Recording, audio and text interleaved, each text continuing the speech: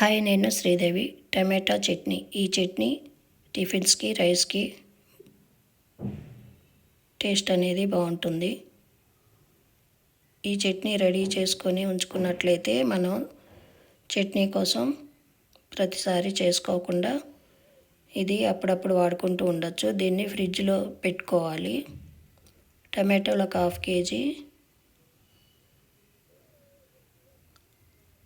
KG కన్నా ఎక్కువే ఉన్నాయి. ఇవి కడిగేసి పక్కన పెట్టుకొని తడి లేకుండా టమాటాలని ఆ బౌల్ని కూడా తుడిచేసుకోవాలి.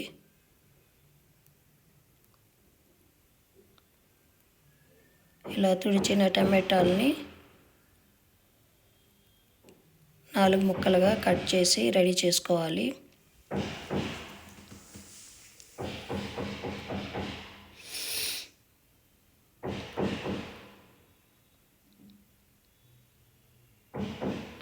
ఇవి మొత్తం ఒక బౌల్లోకి వేసుకొని ఇందులో 1 స్పూన్ కారం, 1 స్పూన్ సాల్ట్ వేసి కొద్దిగా పసుపు కూడా వేసుకొని కలుపుకోవాలి.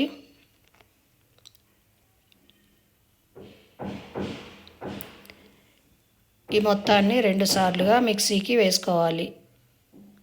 మిక్సీకి వేసేటప్పుడు వాటర్ కానీ ఏమి యాడ్ చేయకూడదు. టమాటాల్లోనే వాటర్ ఉంటుంది, అది సరిపోతుంది.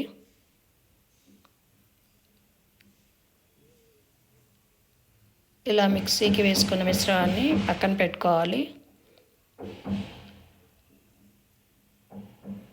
స్టవ్ వెలిగించి కడాయి పెట్టి 2 స్పూన్లు పెద్ద స్పూన్తో 2 స్పూన్లు ఆయిల్ వేసుకోవాలి. ఈ గిన్నె కొద్దిగా మందంగా ఉండాలి. పల్చాటి గిన్నె పెడితే ఇవి వేగేటప్పుడు మాడినట్లు అవుతుంది. మిగతా టమాటా ముక్కలను కూడా మిక్సీకి వేసుకొని ఆ బౌల్లోకి వేయాలి.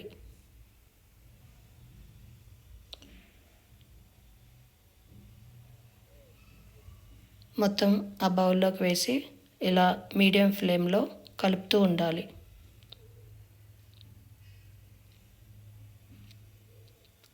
ఇందులో ఉన్న వాటర్ మొత్తం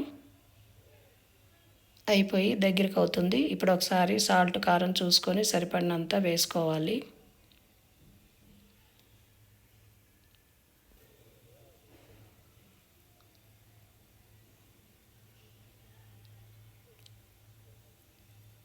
స్లోగా ఇలా వాటర్ అయిపోయి ఇలా దగ్గరికి అవుతూ ఉంటుంది. ఇందులో కొద్దిగా ఆయిల్ సరిపోకపోతే చూసి మళ్ళీ ఒకసారి వేసుకోవాలి. కొద్దిగా 1 స్పూను 1.5 స్పూన్ వేసుకుంటే సరిపోతుంది.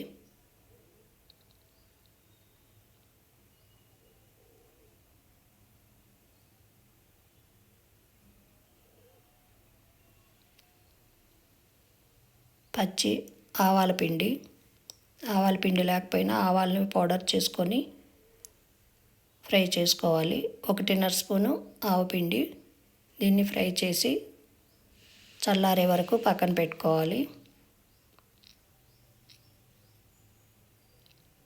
ఈ ఆవపిండిని టమాటా చట్నీలో వేడి మీద కలపకూడదు.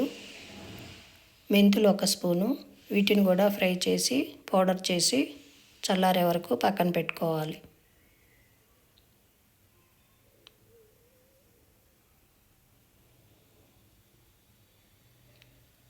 టమాటా చట్నీ రెడీ అయిపోయింది. స్టవ్ ఆపేసి చల్లారనివ్వాలి. చట్నీ బాగా చల్లారిన తర్వాతే ఈ ఆవపిండి కానీ మెంతిపిండి కానీ వేసి కలుపుకోవాలి.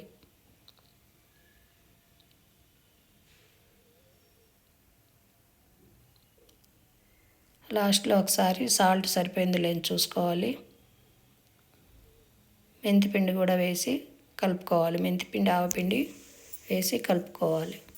దీనికోసం పోపు రెడీ చేసుకోవాలి. స్టవ్ వెలిగించి కడాయి పెట్టి 2 స్పూన్ల ఆయిల్ వేసి అందులో ఆవాలు, మినపప్పు, పచ్చిశనగపప్పు, జీలకర్ర, ఎండుమిర్చి, కరివేపాకు ఇవన్నీ వేసి ఫ్రై చేసి పక్కన పెట్టుకోవాలి. ఈ పోపు కూడా చల్లారాలి.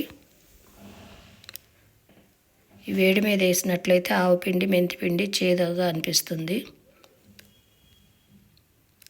స్టవ్ ఆపేసి ఈ పోపు కూడా చల్లారే వరకు పక్కన పెట్టుకొని తర్వాత ఈ చట్నీలో వేసి ఈ పోపుని చట్నీలో వేసి కలుపుకోవాలి. ఇది రెడీ అయిపోయింది. ఇది ఒక బౌల్లోకి తీసుకొని ఇడ్లీకి, దోశకి, రైస్కి ఈ టమాటా చట్నీ చాలా బాగుంటుంది. గాజు సీసాలో కానీ ఇలా బౌల్లో కానీ పెట్టుకొని మనం వాడుకోవచ్చు. టమాటా చట్నీ రెడీ అయిపోయింది. మీకు ఈ వీడియో నచ్చినట్లయితే కామెంట్ చేయండి, లైక్ చేయండి, షేర్ చేయండి.